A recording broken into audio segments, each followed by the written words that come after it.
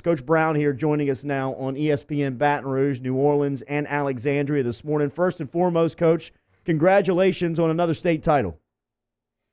Good morning. Good morning. Appreciate you for having me on. Really appreciate it. Yes, sir. Talk about this year's accomplishment. I know it was a third in a row, third straight state title for your guys. I guess the pride of your program and taking another one home. You know what? It was a fun year. You know, it was a fun group to coach, and really enjoyed having these guys and this group of seniors go out the right way. So, it was a testament to the staff and the players buying into the message. Coach, you guys played another heavyweight in the city in Warren Easton. I know that there was a lot of chatter and build-up for that one. Make it even more special that you beat another one over there in the New Orleans area to take home the ring? Anytime you play in the state championship, it's going to be a tough opponent. But I think, it was even more special, playing Warren Easton where, they had a great season also. But, it was a testament to how good the football is in the city of New Orleans and being able to showcase the two teams in front of a crowd, a packed dome. And it was really fun. Coach, 3 in a row now. How are you keeping the motivation up? Right, this is just old hat at this point. Like what did this third one feel like compared to that first one? Man, all of them are different because it's different kids. It's different senior classes, different leadership. So that makes it new and makes it fresh. I think for each team.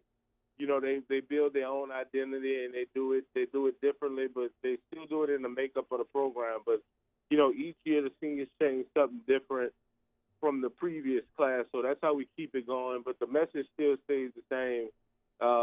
Just not about winning games, but just succeeding on and off the field.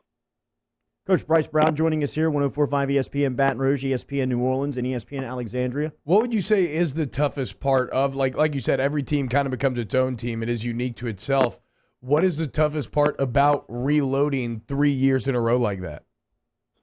I think the toughest part is keeping that consistency and that hunger. It's different when, this senior group, they have won about 53 games. So, I think it's not about what we're doing, it's about how we're doing it. Even if we're winning games, are we doing it the right way? Are we putting academics first? Are we practicing the guys, sufficiently enough to where they stay motivated? Are we putting them in adverse situations to see when they're back or against the wall how they're going to respond? So I think that's the big difference. Each team responds differently.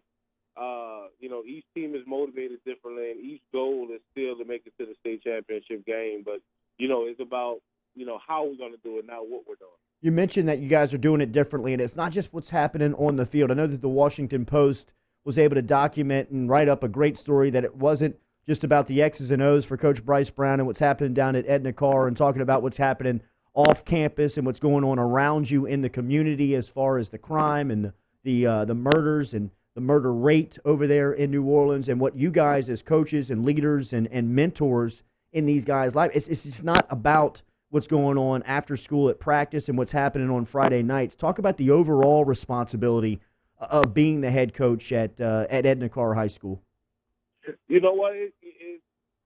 It's not just me. It's the full staff also. Those guys, they do a great job. These kids, they spend most of their time with us. Rather than their own family. So I think it's not only our responsibility but our duty to make sure that we are teaching the right ways about survival on and off the field. Checking with our guys to make sure they made it home. Checking with guys to make sure they had something to eat that night. Those things can go so far. So it makes the kids play with a lot more passion because they know that the coaches on the staff are not only concerned about the X's and O's part, but are concerned about them as people also and how they're surviving away from Carr when they leave there. So I think that's the most important thing that we reflect on how a lot of these kids are living at home where, the demographics of New Orleans is so wide and you can have a kid who has everything, but you can have a kid who has, basically nothing. So we have to be able to balance that and give to both and see what they're missing. Talking to Ed-A-Car head coach Brice Brown here on 104.5, 100.3, 94.7 ESPN. And coach, do you get so we talked about the satisfaction that you get from winning from those state championships. How much satisfaction do you get from, like you said, kind of like helping to mold these young men into young men and to help them get into better situations? You know what? That's a good question. You know, I have 3 guys that I coached back in '07 and '08 who's on the staff currently. Wow. And to see those guys mature as men and parents now, and they're taking on the roles that, you know, that I was doing when I was assistant under Coach DeLuke. To see them grow as men has really been, you know, very satisfying for me, because, you know, it just tells us that we did something right. For them to grow as men and coaches, you know, and 10 years ago they was players here, and now they're giving back to the school and giving back to the community as well. I know that you have you pump out prospects over there. What's Devin Bush is probably your most highly regarded guy coming off this past state championship team, being recruited by SEC schools. Tell me who does it best. You see everybody. You've seen them all the headliners, whether it's Urban Meyer or Nick Saban or Jimbo Fisher or Ed Ogeron. Who makes the biggest impact on you when they come on campus? Man, you know, I really love sitting down with Coach O. Me and Coach O have some great conversations, not just about ball, but about life. And he's doing a great job of turning that LSU program around. But, you know, me and Coach O, we have some real in-depth conversations about, you know, how to do things, and you know, talking to Coach Saban and Chad Morris left yesterday. You know, these guys, they're well-respected coaches, but they're even better men.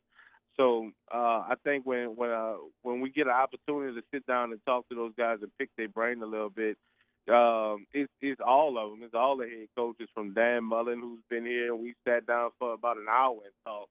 You know, you learn so much from these guys and their journey in the coaching and how they do it, and the different processes in which they take. So it's always fun to sit down with those guys and pick their brain a little bit. Coach, real quick, from your point of view, high school coach's point of view, next week will be the early signing period and recruiting for a lot of your athletes, a lot of your student athletes.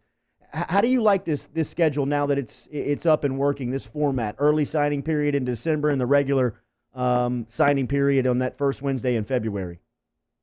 Well, for me, it really doesn't interfere with what we do.